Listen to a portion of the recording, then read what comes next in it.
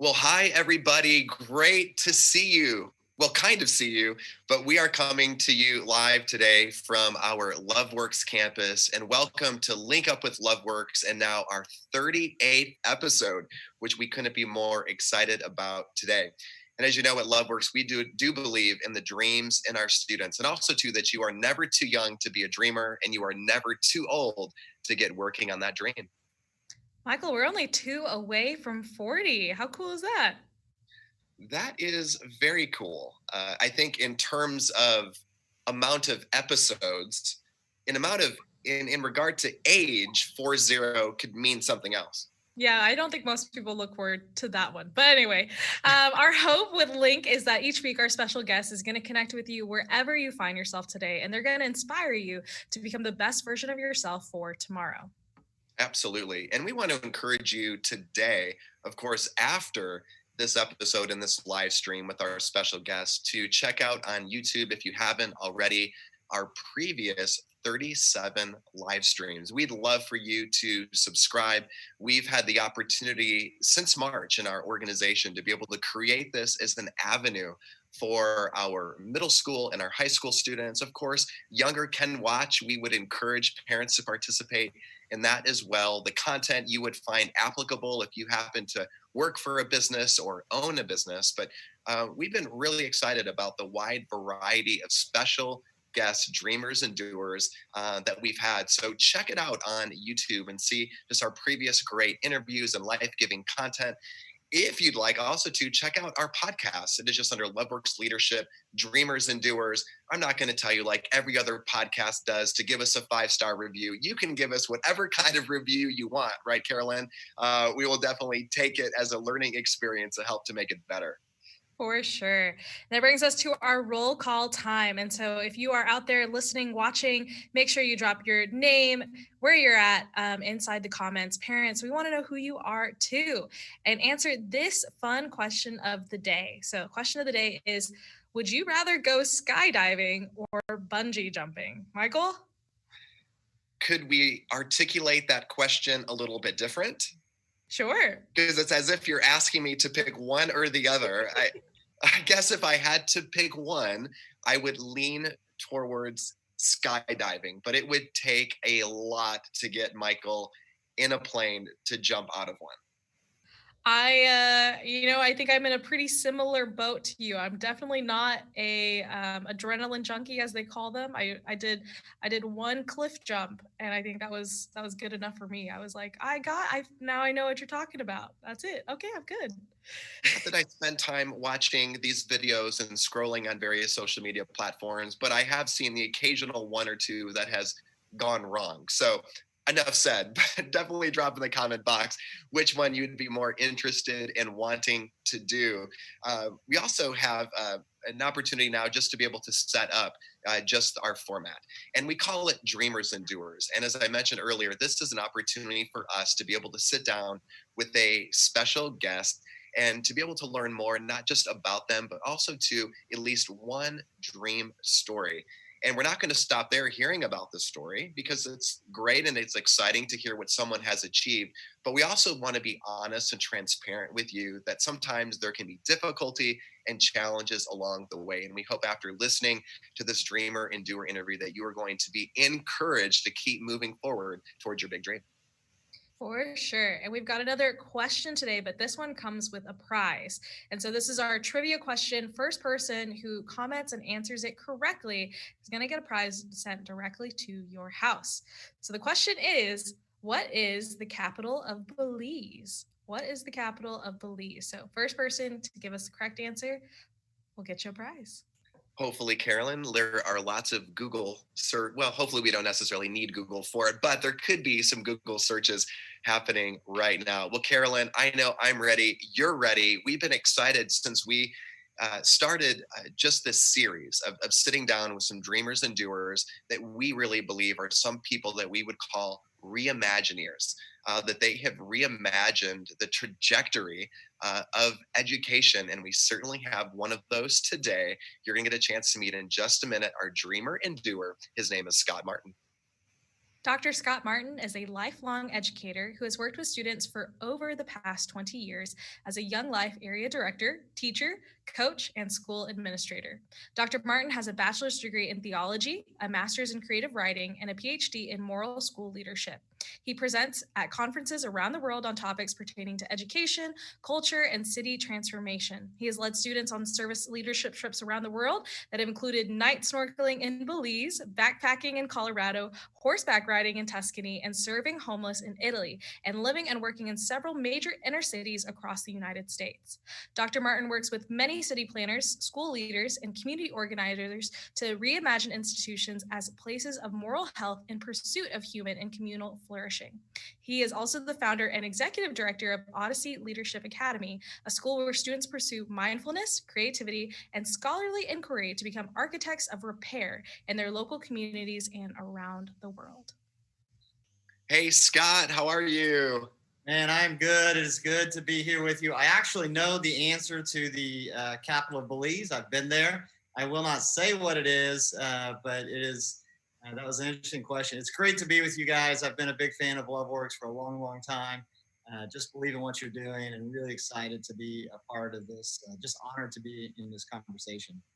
Well, appreciate it. We are thrilled and honored to have you, Scott. Thank you for not giving away the spoiler alert just quite yet. We might visit that in just a few minutes. Based upon your background, it does not appear that you are adventure backpacking any place outside of Oklahoma right now. Well, I'm not right now. No, I've been at the lake. I've been doing all kinds of stuff, but just trying to keep I've got two boys, trying to keep them busy and going in the midst of this COVID season. But yeah, I don't know if I'm supposed to answer the skydive or bungee jump question, but I can tell you this. I've done a lot of rock climbing. I've done a lot of rappelling, river rafting, again, the night snorkeling, etc. There's no way on God's earth I think I would bungee jump. I think I might skydive if one of my sons wanted to do it. I think I would do it. Man, Michael, the idea of bungee jumping sounds like a disaster. So if you're asking me that question, that is how I would answer it. I'm not a fan of the bungee jump. That actually might be a really good segue into our first question. And we call our podcast, our live stream, dreamers and doers. You could probably put bungee jumpers and skydivers into one of those categories or both of those categories. But Scott, would you consider yourself maybe more of a natural dreamer or more of a natural doer? Yeah, that's a great question. And, when I think about those two, the way I hear you ask that question is, are you a visionary and somebody who can execute on that? And so when I think everybody's a dreamer. From the youngest age, you're having dreams, you're making believe, you're playing, you're making imagination. Your imagination is making things happen in the backyard or with toys or with Legos or whatever. So I think everybody's a dreamer. I think everybody's got thoughts and plans for the future, dreams for themselves, for their family, for vacations, for retirement. So I think everybody's a natural dreamer. When I hear you ask that question, I interpret it as, are you a visionary? Somebody who has the ability to see things beyond what they are, and can imagine that reality on the other side of what's possible. And so I would say, from an early age, I've always been that. And I grew up in an environment where I just read a lot. And so storytelling was a part of my life. I was immersed in the Chronicles of Narnia. I was in, Lord of the Rings, Charles Dickens stuff. I mean, I just found myself lost in these other worlds. And my wife will tell you that I spend a lot of time in Narnia, a lot of time in my head. And so, yes, I think I am what I might interpret as a visionary, somebody that sees the world beyond what it is, sees the potential of new worlds, maybe better worlds. But I was also really, really blessed on the doer side. I was really, really blessed with, I did not see this as a blessing at the time, for sure, but I grew up on a farm. And so I grew up having to work really, really hard for most of my kind of formative years. And so when I think back about the kinds of things that I had to do, whether it was building fence or chasing cattle or hauling hay or driving wheat trucks or whatever it was at 8 years old, I had to, and that was our livelihood. I mean, that was how we put food on the table, literally. So, I mean, we had to work hard. I came from a background of people who were doers. I mean, they just went out and worked extremely hard all the time. And so, in some kind of weird way, I got this like really interesting overlapping personality of somebody whose head is in the clouds all the time, constantly dreaming and imagining and pursuing vision. But I also got locked into the ability to see really hard, difficult things through. So there's there's a resilience or a perseverance, what one scholar calls grit, that was literally hammered into me from a young age as I was, building half-mile, 5-strand barbed wire fence in the middle of July. So to answer the question, I am probably by default a dreamer, a visionary, but I've also got within me this heritage of doing that. When it comes to the kinds of things that I know we're going to get to talk about in this episode, has been just a real blessing. Scott, that is good. I was very curious how you were, and I'm glad you gave us some context on how you were going to answer that question. And I'm just thinking back to one example, of course, is about hearing you dream about and share the vision for what now has become Odyssey Leadership Academy, which we'll get to in a few minutes. So I not only had an opportunity to have a front row seat to hear it, but then vicariously, I've had the opportunity to see you do it over the last 6 years. So thanks for starting us off there. You've already touched on just parts of you just growing up and even some literature that you've been turned on to. But Scott, I've been really curious, when would you say, is there a particular moment when you think your passion has been awakened for education, especially the way that you're seeing education head today? Yeah, that's a great question. So like I said, I've always been somebody who's been fascinated by storytelling, by literature, by history, but also by really big questions. Sitting on a tractor for 14 hours a day, and this was long before there was Wi-Fi and cell phones or anything like that. So it was just me and my head, literally, for 14 hours a day, making big left-hand turns and the fields over and over again. So I would just ask these really big questions. I would just have these kind of conversations in the clouds in my head. And so I've always been somebody who enjoyed the learning process. And so, I finished kind of the K-12 thing and then spent another, I think if I added up, probably close to 15 plus years in college and master's degree and PhD and all that stuff. And so I've just always enjoyed being a student. I've always enjoyed being a learner, quite frankly. And the contemplative life has always been one that has called to me. And so, but the question you asked, Michael, really is, I think, as I hear it, is there a moment when education itself began to kind of, to quote John Wesley, strangely warm my heart? And I hear that in terms, not necessarily of, was there a moment when I could see myself teaching in a classroom for the rest of my life, but I see education really as the bringing forth, from the Latin, the word education, the bringing forth out of others their highest good. And most of that for me has been working with teenagers. And so that really began, you read my bio, I was a student of theology and I was going to go into ministry full time. And so I've always kind of had this bent towards giving my life to a higher purpose, higher calling, to something that's beyond me. And again, that's because my family pushes that, and just got really blessed by people who did that all around me. But the idea of working with students really took hold in 1994. I was Young Life area director over 2 schools, Putnam City and Putnam City West. And I'll never forget, I walked into Putnam City High School with a sheet cake. I didn't know anybody in the room. Walked into the cafeteria. There's a group of guys sitting at a table. I don't think you could do this now. I would not let anybody do this now, frankly, as a school leader. But I just walked up with a sheet cake, sat down, and started talking to these guys, and invited them into the Young Life clubs and stuff we were doing. And really got to know them, spent the next 4 years just doing life with those guys in all kind of really good and deep ways.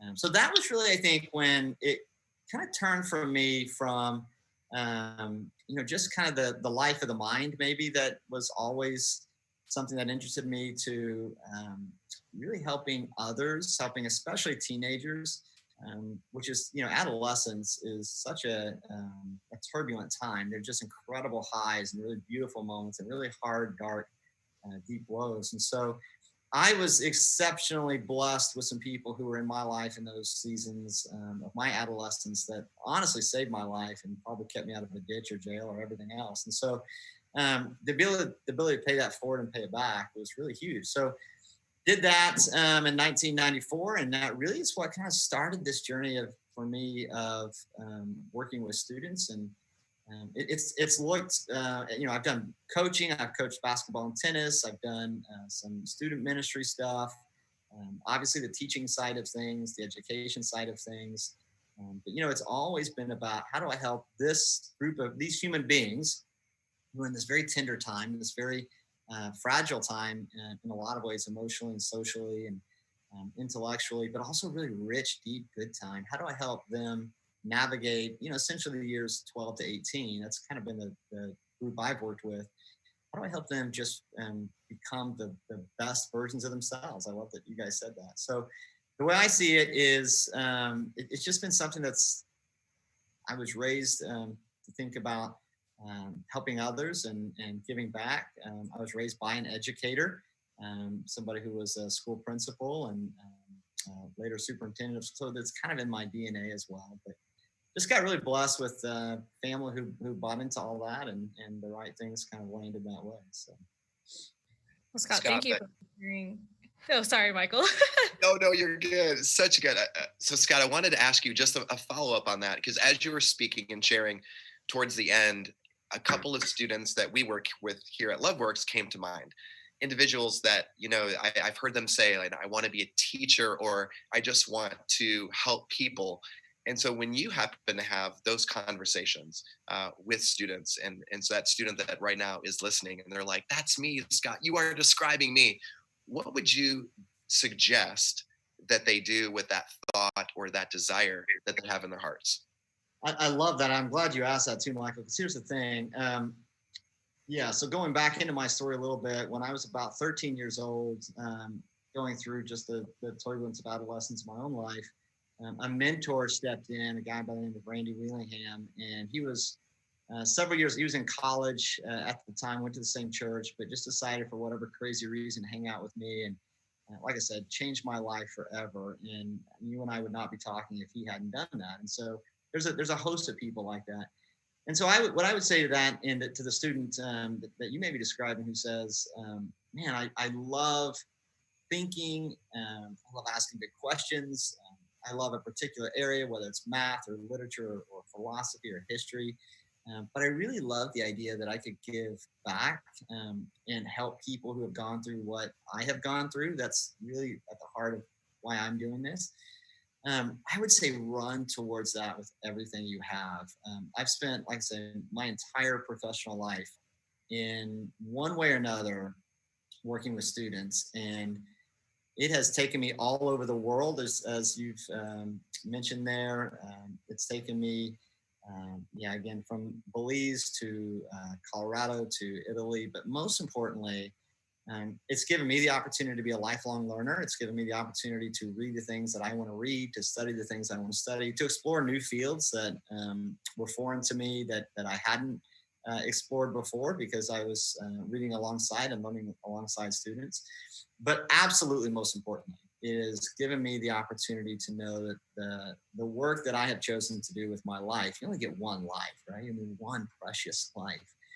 But the work that I have done with that has been to see other people become the best versions of themselves. So there's been some deep importance, some deep meaning and passion to that. And very few are the jobs and careers that give you that kind of intrinsic value that, okay, things, the work I am doing matters, and you can see it, and not always immediately. And it's a little bit like planting a garden. Sometimes you plant the seeds and you don't see that for a long, long time. But you get a letter 5 years down the road, you get a phone call, an email 10 years down the road, you bump into them at the mall or at a restaurant or someone that say, man, that conversation we had, that class you taught, that book you loaned me, whatever it is, that conversation that we had, under the stars at 14,000 feet in Colorado, that really changed my life. And so, those are the things. I'm 45 years old and I'm still in the game. I'm still in the trenches. I'm still teaching classes. I'm still going on Colorado trips. I'm still river rafting. I'm still doing all those kind of things that are beating me to death. But, it's the ability to see the most sacred thing I do all year long in the field of education is the graduation we do in May. And it's such a beautiful ceremony because you get to see these students that maybe you knew. For me in sixth grade, so I knew this student in sixth grade, and the student was just, maybe really insecure, maybe really shy, or really depressed, or whatever. But man, now they are just incredibly courageous, bold, just really robust versions of themselves. And so to get to see that transformation, to get to see that journey, to get to see, and to know that in some maybe really, really small way, but to know that you were a part of that, you get to tag along in that process. I don't know what else in the world you can do that gives you that kind of fulfillment and purpose. And so at least for me, the other thing, Michael, I'm not smart enough to do much anything else. You wouldn't want me working on your car or hanging pictures in your house or something. It's like I've got a very limited skill set.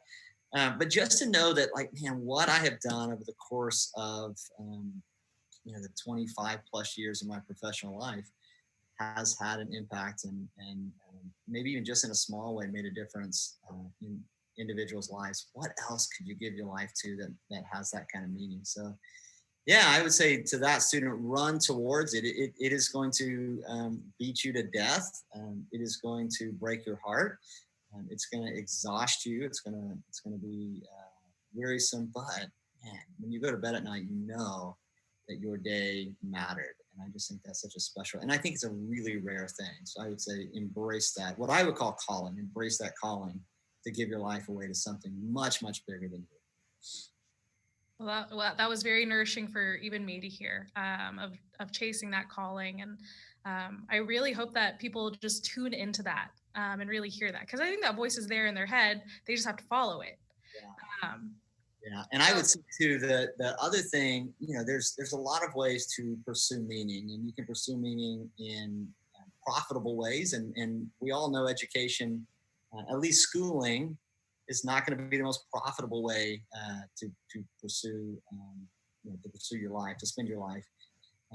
Some people can pursue power, schooling, education, working with kiddos. I've had people in boardrooms tell me that there's no power in what I do, and what they meant is political or whatever.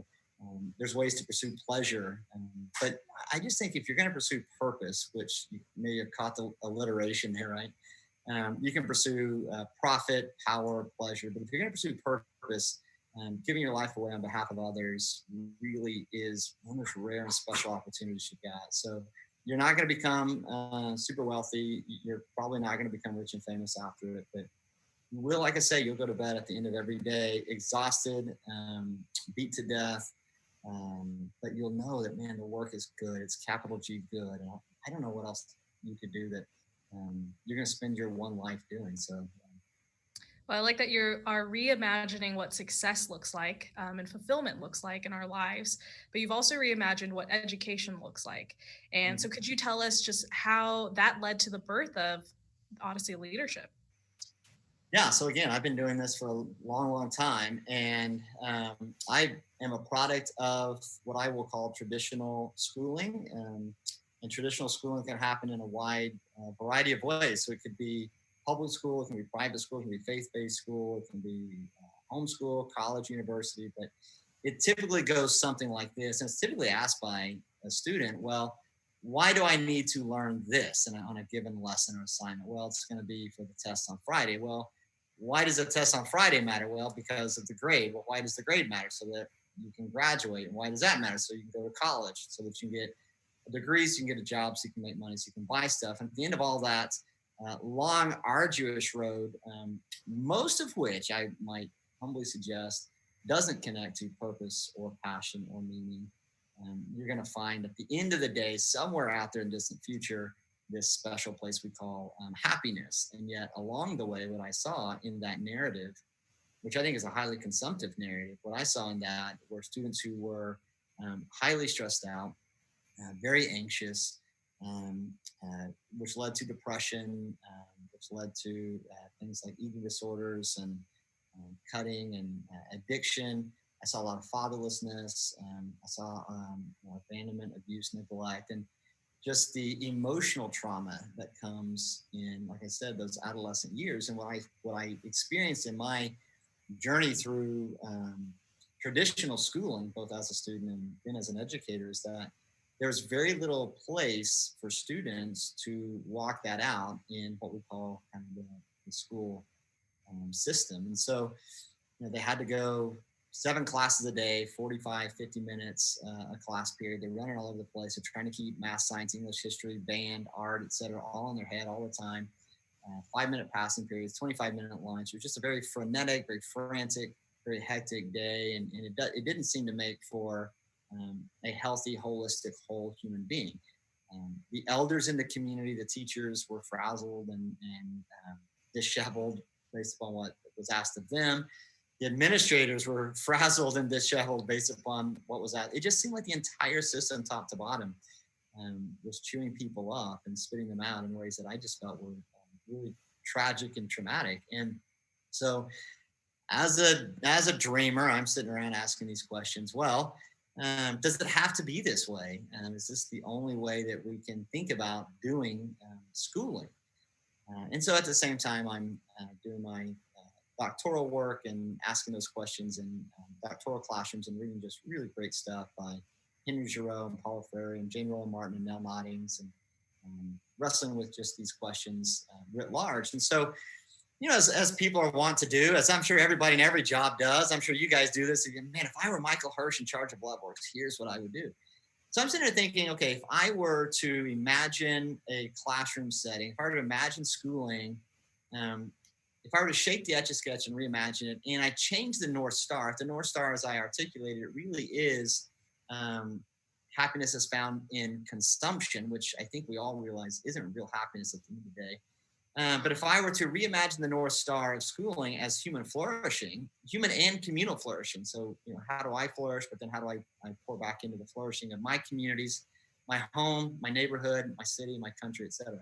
So if the North Star is human and communal flourishing, and I think of schooling not mechanistically, but I think of it organically, if I think of it not necessarily as a factory, but as a garden, then what needs to be in the soil for the organisms, in this case, students, and really in this case, teachers and administrators. I mean, we're all part of this thing.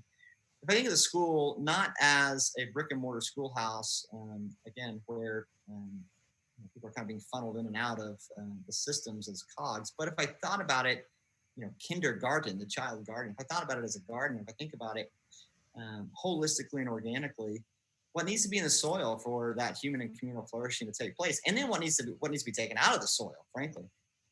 So just at coffee shops and with guys like Michael, I'm sitting around and just batting ideas around and burning through a bunch of yellow legal pads. And for me, it came down to, again, if we think organically and holistically and ecologically, I knew for sure, and the research on this philosophically, pedagogically, psychologically, empirically is pretty clear. I knew things like grades were a really toxic environment for kiddos. And I don't need to get into all of that, but the research is clear that grades are not great on kids. I didn't think that the way school, the structure of a day, again, where you're coming in, you got 45 minutes, you got bell work and busy work, and you're just kind of keeping your nose to the grindstone. You're sitting in desks and rows. And so the only, you're having conversations with the back of the head of somebody in front of you. You're really not even having conversation because the teacher says be quiet, because the teacher's voice is the only voice that matters. It's hard to have real dialogue, and it's almost impossible to have really healthy community around conversations that matter when you're talking to the back of somebody's head. So even reconfiguring the way space is used in a school, the way time is used in a school, But I also knew, and going back to the story I told you about, kind of my own personal journey, I just knew that mentoring makes all the difference in the world, and that students need to know that the adults in the space care about them. And the research on that is off the charts. And so I shook the Etch-a-Sketch and I said, okay, we're going to take out tests and grades and desks and rows and anything that just felt and empirically was toxic to kids. We were not going to have it, which meant that there was no guarantee Odyssey was going to make, right? Because who's going to put their kid in a school like that? But I knew what I was going to put back in was healthier. So we put back in mentoring. So we call ourselves mentors. Everybody, all the faculty has a mentor group. I mentor a group of guys, juniors and senior guys, every time we meet, and we're having really deep life conversations. And sometimes we're just throwing a frisbee around. I also knew that I was going to put mentoring time into the rhythm of the day. So the first 45 minutes for us is mentoring. We don't start off with bell work or busy work. We start off with mentoring. And so that made a difference to me.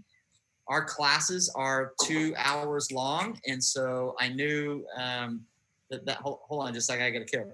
You might want to go someplace else to do that. You might hear a kiddo going to the bathroom there.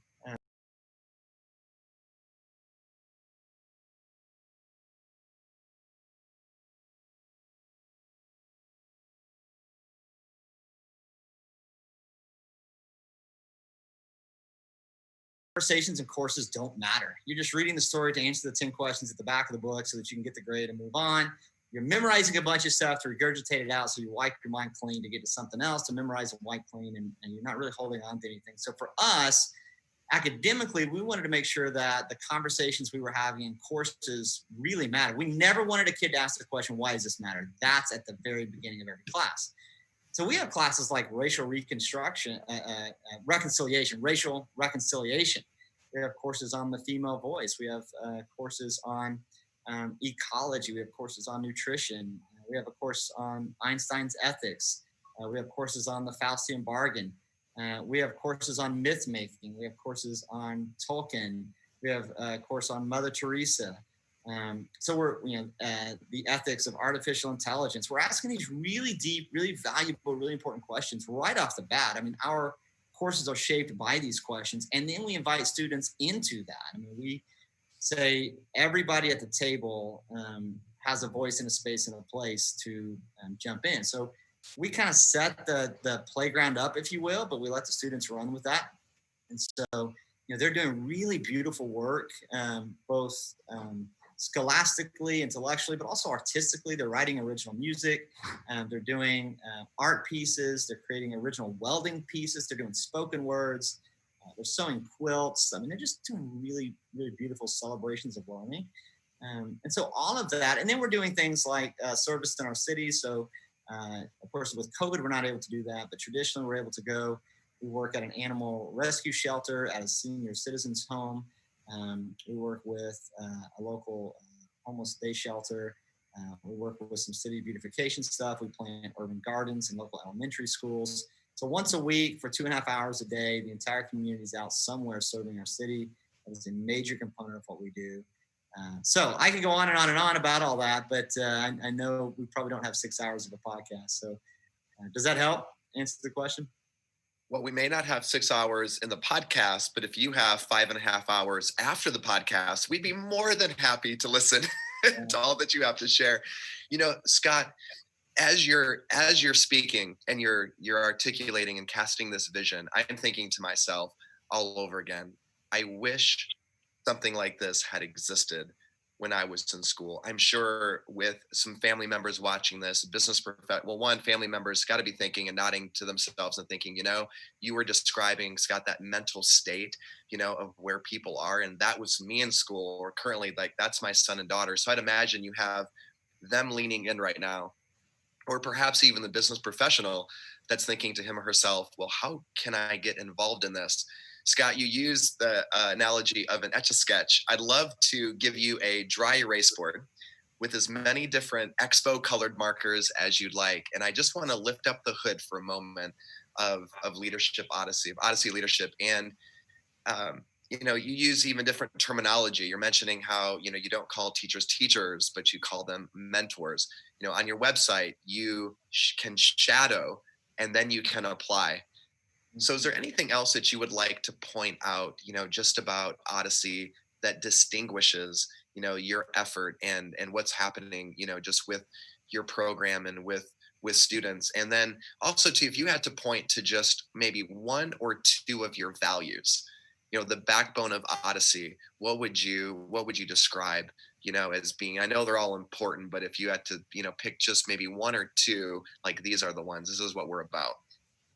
Yeah, I mean, I mentioned that earlier, Michael. The human and communal flourishing to me is everything, and obviously, we can spend a long time unpacking what I mean by those two things. When I think about human flourishing, I think that we say kind of our cardinal virtues are wisdom, virtue, compassion. There are a lot of smart people out there, and they're highly educated, they're well trained, they've got the credentials, they've got the degrees, but they are not wise. And it just takes a cursory glance at the news on a given day to see that. So we want our students to not just check boxes for credits and say that they've done these things, but wisdom takes time. It takes, most of the ancients would tell us it really takes a lifetime of habituated practice to become wise. And so we want students who are wise in the way they steward their lives, the way they steward their resources, wise in their relationships with other human beings, wise in their relationships with the living ecosystem of our planet. We want students who are wise, who can walk out with wisdom in the various areas of their lives. And so, again, there's U-Haul trailers full of philosophy and theology behind all that. But wisdom to us is a major thing as we're talking about human flourishing. Virtue. What does it mean to be morally sound? What does it mean to be a virtuous human being? What does it mean to pursue virtue for its own sake? And again, tremendous amount of thought behind all that. But students who, the opposite of that is, we don't want students who are vicious. We don't want students who are cruel. We don't want students who are greedy. We don't want students who are slothful. Students who are wrathful. You can list all the vices out there. We don't want that. We want students who are kind and compassionate, courageous in the right ways, generous in the right ways. So if you think about the virtues, we want students who are morally aware, intellectually curious, students who are open-minded and creative. So the virtues are a really big part of what we're doing. And then compassionate. What does it mean to care about yourself? What does it mean to care about others? What does it mean to care about, again, the structures and the institutions that shape us? And so when we talk about reimagining, what we're doing is reimagining a structure and an institution. So what does it mean to be a careful, a people who are full of care? What does it mean to act out of an ethic of care instead of an ethic of consumption? Compassion literally means compassio, to suffer with. What does it mean to engage in the suffering of others and to try to make it better for them, to try to make a world that is more just than not? And so again, that's the human flourishing piece. The communal flourishing, like I said, is then how do I give myself away in all of the areas that I engage in my family. I say this all the time to my mentor guys. When we meet 20 years down the road, I'm gonna be interested in the jobs you have, but most importantly, I'm interested in the kind of men you are, the kind of citizen you are, potential husband you are, father you are, employer you are. We talk a lot about, we want men built for others. And so those are the things that we're really interested in. Are you helping your immediate communities flourish and thrive? And are you giving yourself away to things that matter? So those are the, empirical things for us. Those are the non-negotiables for us, and that we're not going to apologize for. We're not going to walk away from.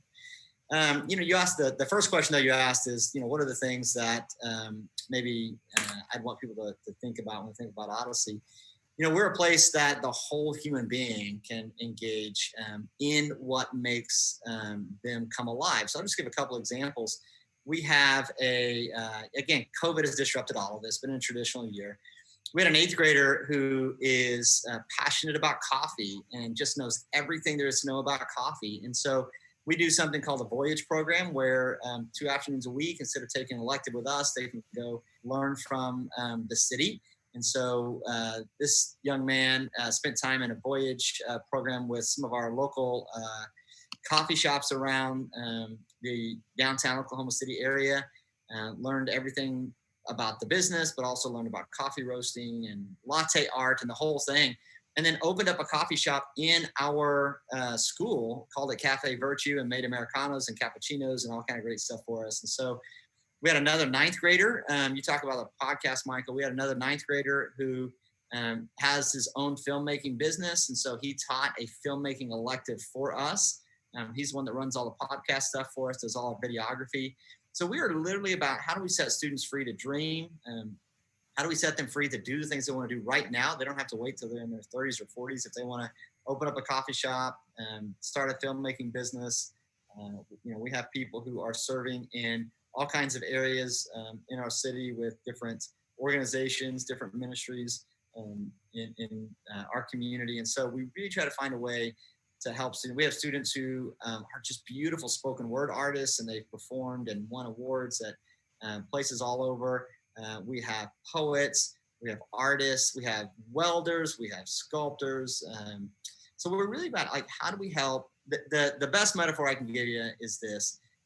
If you walk through a park, you're going to see acorns all over the ground. And if you pick up an acorn, we know, of course, that within that acorn is the possibility, the potentiality of a giant oak tree.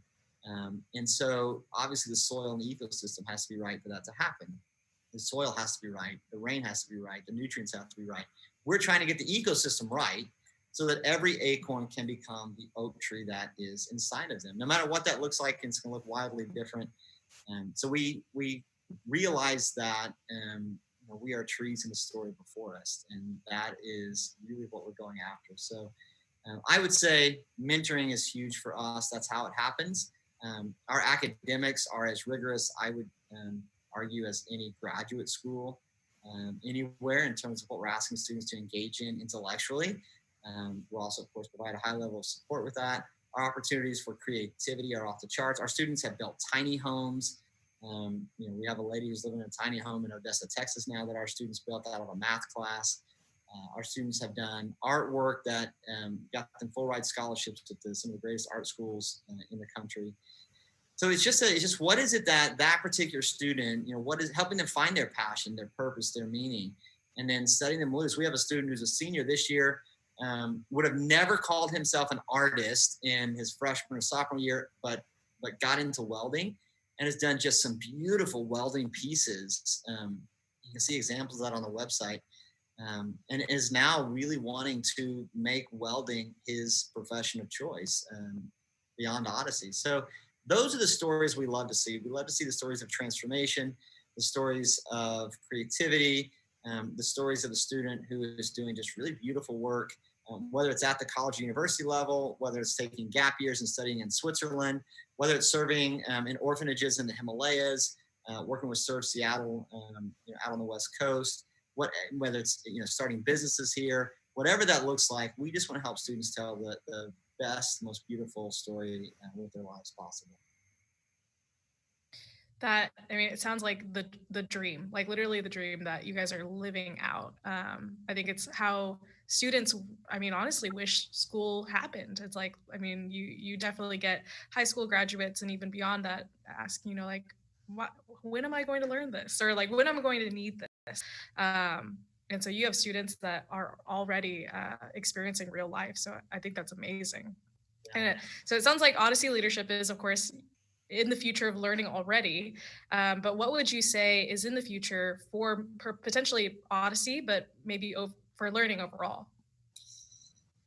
Yeah, learning overall, that is a $1 million question, literally. And of course, COVID is helping or forcing, I would say, a lot of people to reimagine, rethink through that question. If you're going to ask me what I hope it is deeply relational, highly communal. I say all the time, everything we do is about fostering community. Everything we do, the way we do mentoring, our classes. We didn't even talk about this, but we travel all over the world. We've been to, we've marched the Pettus Bridge in Selma, Alabama. We've sat on the steps of the 16th Street Baptist Church in Birmingham. We visited the 9/11 Memorial in New York City. We've lived with the Cochiti Pueblo tribe in their pueblo outside of Albuquerque, New Mexico. But it's all about fostering community. It is all about community. I just don't think we are social animals. We are built and desire and crave community. And so it's how do we set that up in healthy ways?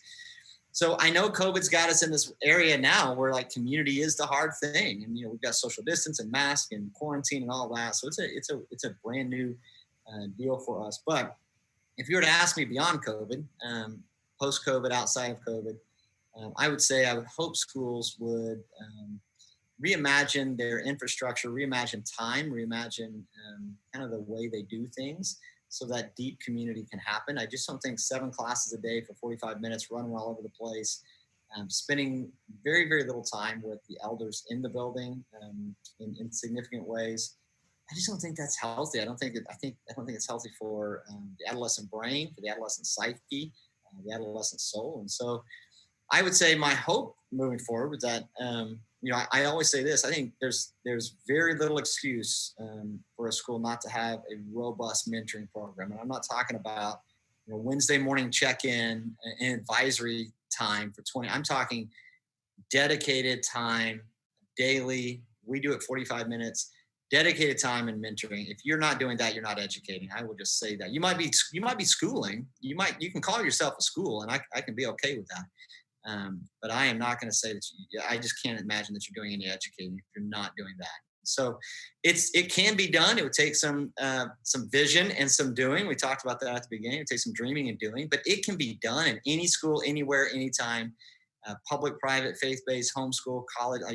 You can find a way to mentor kids and make that a top priority. And so I would hope that's what it would be. I would hope that the academics would be about things that matter and that students would have a voice in it, have a voice in shaping out the way courses are constructed. What classes are you even offering? Are you asking kids what classes that you're going to offer next year? Or are you just throwing out there whatever McGraw-Hill gives you in the textbook?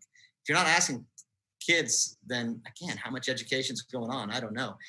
So we ask kids like, what classes do you want? And we have we've had a Harry Potter class. We had marine biology come out of that. We had this, Einstein's ethics. We have ecology and infectious disease. I would say 80% of the classes we offer are students requested classes. The other 20% are things that like, man, I think this would be really cool. I would love to dive into this with a group of students and walk that out. So I would hope creativity is at the forefront of that. Students being able to think with their hands and not just with the end of a pencil. Students being able to take things apart, put things together. We had a class called Design Thinking, where students literally took toasters apart all the way down to their finite screws and springs, had to put the toaster back together so that it actually made toast, and then had to bend, blend, or break the toaster to become something else. And so they created iPhone docks out of that. They created purses out of that. They created a mini space heater out of that. Why can't you do that in any class? I don't know. So those are things I would hope. So again, community, mentoring, creativity, but most importantly, and again, the research is clear on this, but you got to feel it in your heart too. Let kids know that they matter. Let them know that they care. And that's a structural decision. It's an administrative decision. It's a pedagogical decision. But making sure that students know, every student knows. The Gates Foundation did a longitudinal study on why students drop out of school, and it came down to 2 things. They didn't feel like the curriculum mattered. They didn't feel like anybody cared about them. We can get those 2 things right, and we need to pursue that. It is not about getting credits to get into college. That is not what schooling is about. It is certainly not about that. It ought to be about adolescent well-being. If it's not, you are not doing education, no matter how much schooling you are doing.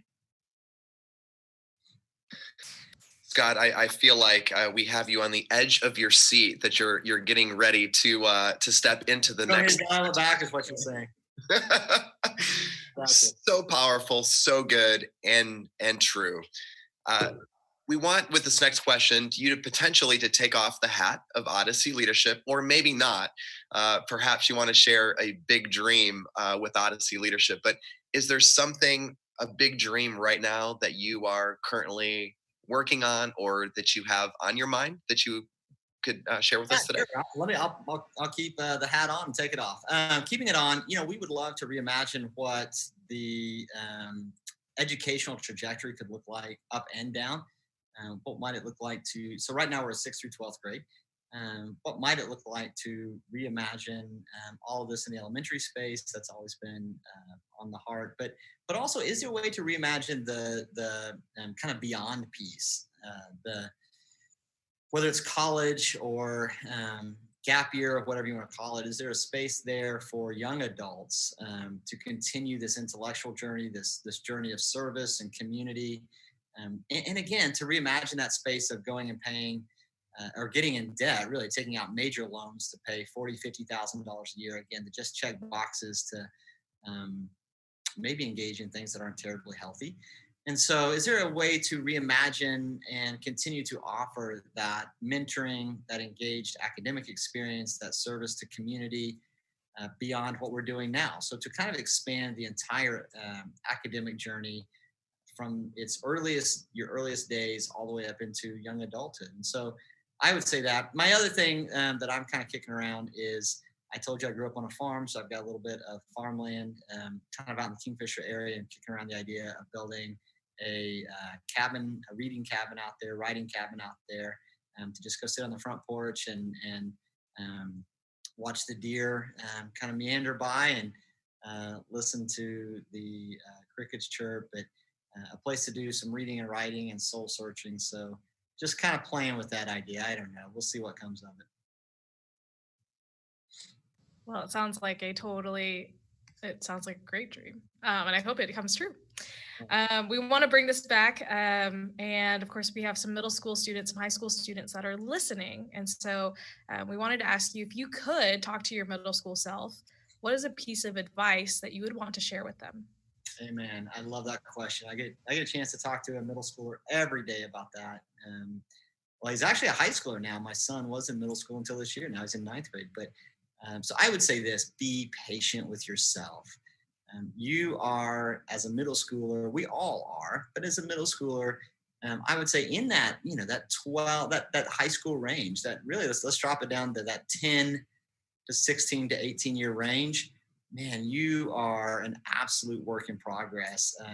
Biologically, your body, your brain also is going through radical change. You are moving from a child into an adult. And that's, again, a biological process. It's a neurological process. New neurochemicals are washing over your brain that you didn't really even have wash over since you were a 2-year-old.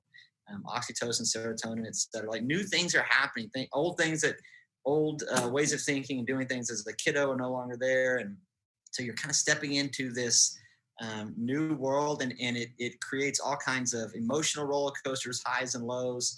It creates all kinds of, like, now as in that stage of life. Before mom, dad, home, that was your safe base. Those are the people that you're reaching out to. Now you're trying to find that socially. You're trying to find that in a friend group, and because everybody else is in the same boat and they're trying to find it, it can be awkward. It can be uncomfortable. You're going to feel lonely sometimes. You're going to feel left out. You're going to get your feelings hurt. But that's why you need mentors. That's why you need good, caring adults around you. But if I could go back to my middle school self, for sure, but if I could say that forward to any middle schooler, really, and be patient with yourself. I know it's easy to think of ourselves as like static and done. I'm always going to look like this. I'm always going to act like this. I'm always going to be goofier. I'm always going to be whatever. But you're not. You're gonna continue to grow and develop, and be patient in that process. You've got people that care about you, and so lean on them, trust them. But I would just say, man, be patient.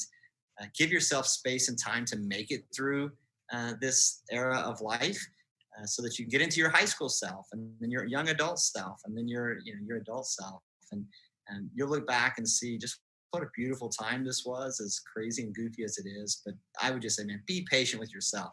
And here's the other thing. I tell my son this all the time. You kind of think you're alone. You're the only one that feels this way. You're the only one that thinks this way. You're the only one feeling left out, or the only one feeling alone, or the only one feeling nervous or insecure in a room. Everybody else feels that way. Every one of them. I don't care what they look like. I don't care how they dress. I don't care the persona they put on. let me tell you, I've been doing this 25 plus years. Every single middle schooler feels alone, left out, insecure, nervous, awkward, goofy. Every one of them. They may hide it better. They may have a little bit better defense mechanism, but I promise you, every one of them feels that way. So just take some comfort in the fact that what you're going through is absolutely normal and survivable, and you can flourish and thrive even in the middle of all of that. So I'd be patient, and it's okay. You can make it through that. Scott, that is so good. I'm going to lean in, by the way, into the advice and counsel of being patient.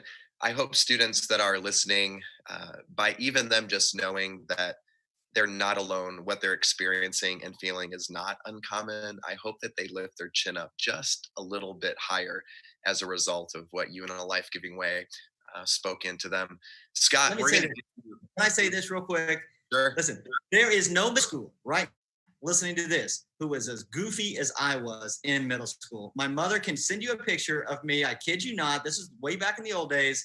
Back there's a show called Family Ties. Michael J. Fox played a character called Alex B. Keaton.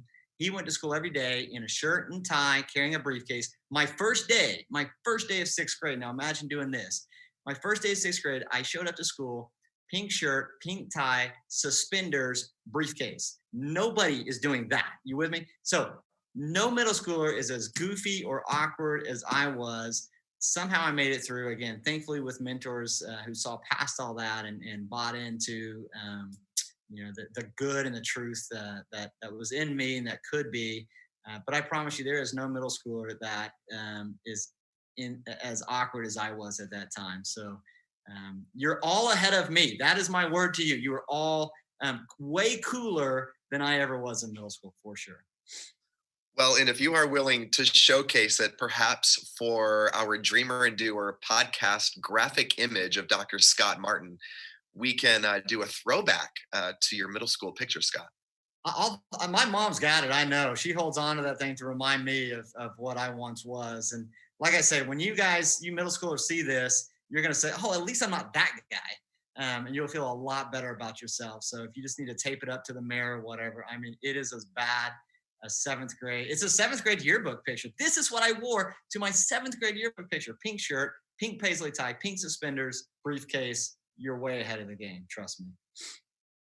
Scott, that is so awesome. Great segue into giving you a quick break, and it will be quick because we're going to circle back around, and we want to give you a chance to now just link it all up together and to be able to share for a minute just what is on your heart that can encourage, that you have already encouraged, but further encourage the big dreams in our listeners. Carolyn, that was a lot. I feel like in a great way, we have been fire hosed and we have just had a sip of just cool water on a hot day. I absolutely agree. That was incredibly refreshing. Well, we have fall programming. We're now in the middle of fall programming. And let's just take just a quick moment and remind everybody about just a couple of, not the only, but just two big opportunities that are available this fall at LoveWorks. We're excited about how we have reimagined just our programming options for the semester. And of course, can all be found on our website, loveworksleadership.org. But Carolyn, if you don't mind, could you just touch briefly on after school leadership and our digital course at home? For sure. So after school leadership, we are doing a little bit differently this year, but it has new opportunities. And so we're doing after school leadership on Tuesdays and Thursdays. And on Tuesdays, we're actually opening up for the first time to 4th and 5th graders. And so they're able to sign up for that on Tuesdays. On Thursdays, we've got 6th, 7th, and 8th graders. And what we'll be doing during our after school leadership program will absolutely, of course, be leadership. We'll be doing character building. We'll, of course, have really great, fun group activities that are meant to help connect you to other people that have like-minded ideas, but also to foster that and to figure out how can you put that together and actually then impact the community. And so our hope is that you figure out what you're passionate about, what your skills are, build on those skills, and actually put those into practice with helping out the city of Norman. So it's a little bit about after school leadership. For at home leadership, this is our fully virtual leadership platform. And so it's as easy as 1, 2, 3, logging onto our website at loveworksleadership.org, signing up for it, and then logging onto the courses. We actually have 21 lessons now available that you can work through at your own pace, and finding out different things like how should I be on social media, or how do I best receive a gift? How do I respond with great etiquette? So those are just a couple examples of different lessons that we have on our at-home leadership course. Carolyn, I was even thinking, hearing from Scott today, we may need to bring in our toasters and potentially create that into an engineering project. I knew you were getting some ideas. Now, I don't know if that originally came from Scott or someone on his team, because he did mention that he's not necessarily going to be the guy that's going to work on a car, but we do know that he's very creative. But if you're interested in learning more about those programs and our other resources, definitely visit us at loveworksleadership.org, and you'll find all that and more waiting for you. Well, Scott, if you're still with us, we're not quite done yet, thankfully. We have an opportunity now for you to link it all up together, and we call this our last minute link, where we love for our dreamer and doer to take just a minute. Carolyn's going to have her phone or a stopwatch, and we just want to give you just a minute to be able to just and further encourage, you have already, but further encourage the big dreams that are inside our viewers. So Scott, are you ready? You bet. Set and go. I'm going to assume that my audience is students. And so I will just say this. You have so much inside of you, so much creativity, so much life, so much energy. You do not have to wait until you're an adult to figure that stuff out, to unleash that stuff. I would say find somebody, whether it's a parent, a teacher, a coach, a pastor, somebody that's in your orbit that you can talk to and learn from. Start dreaming now. We need you. We need your dreams, your visions, your hope, your passion. The teenage years are such great years for creativity, for flourishing. And so I would just say, students, you guys, you matter, your voices matter. And if you're not in a space where you feel that, I would say certainly LoveWorks is helping you with that. But just know that you matter and that the things that you are doing are beautiful. And so keep pursuing those. Don't give up. Things are going to be hard. That is life. But man, if you push through that, there's beautiful growth on the other side of that. So blessings on you. Continue to do the really good stuff that's inside of you, and never give up hope. You are worth it. Student, believe that with all of our hearts. You are absolutely worth it. Scott, thank you for speaking life into our hearts and big dreams. I'm also going to borrow a question that you asked yourself at a period of time in your life. And it was this question about education. And you said, does it have to be this way? And Scott, that was so good. And students receive that. I would encourage you to even write that down. Like, does it have to be that way? Not just along the lines of education, of course, but whatever burden you happen to be carrying. And I believe if you're carrying a burden and you connect it with that question, it may just potentially get you to the next step that you're supposed to go. So, Scott, so appreciate it. Thank you for being not only a dreamer, but being a doer, for reimagining education and in ways that I do believe are impacting students globally and internationally. Yeah, Michael, thanks for having me. This was a lot of fun. Again, I'm a huge fan of what you're doing, and have learned a lot from you and from what LoveWorks is doing. So this was great. Thanks for having me as a part of this. Scott, we're going to share it in the show notes. There will be links available too, but what would you recommend would be the best way to contact either you or Odyssey? Yeah, our website has, there's a contact us link there, and it'll get you to our email. And so you can just shoot us an email. If you want something to come directly to me, just note that in the body of the email, and I'll reach back out to you just as soon as I can. But yeah, our website's got probably more information than you'd ever want to know. There's also a great section there for student podcasts, student videos, videos of student work that they've done at Odyssey. And so just play around in there. You can find a lot of things there. So yeah. Awesome. Scott, thanks for sharing that. Also, thank you for helping to make us better today. Enjoyed it. Well, we enjoyed it as well. It was so fun. We told you that it was going to be great. As we get ready to wrap things up, we just want to encourage you to, of course, mark your calendars for our next Dreamer and Doer interview. And you're going to get a chance to hear from a friend that we've got to know the last couple of years. He's a student at the University of Oklahoma, and his name is Baruch Lara. He's now a junior at the University of Oklahoma, and he's studying communications and he minors in business. He's a social entrepreneur, and he's also the executive director and founder of the Lara Lopez Foundation. And it's an opportunity for junior or high school students to receive a scholarship that would be directed and geared towards furthering their professional development and or college education. Baruch is getting ready to release his first book later next month in September. So we're really excited to be able to hear from Baruch share his passion for helping to develop young leaders. Just a reminder to check out just all things digital for LoveWorks at loveworksleadership.org, where you can learn more about the fall programming options that we discussed today, whether that's after school leadership or our at-home leadership course. And remember, real leaders, they don't blend in, but they stand out. Dream big And do your dream.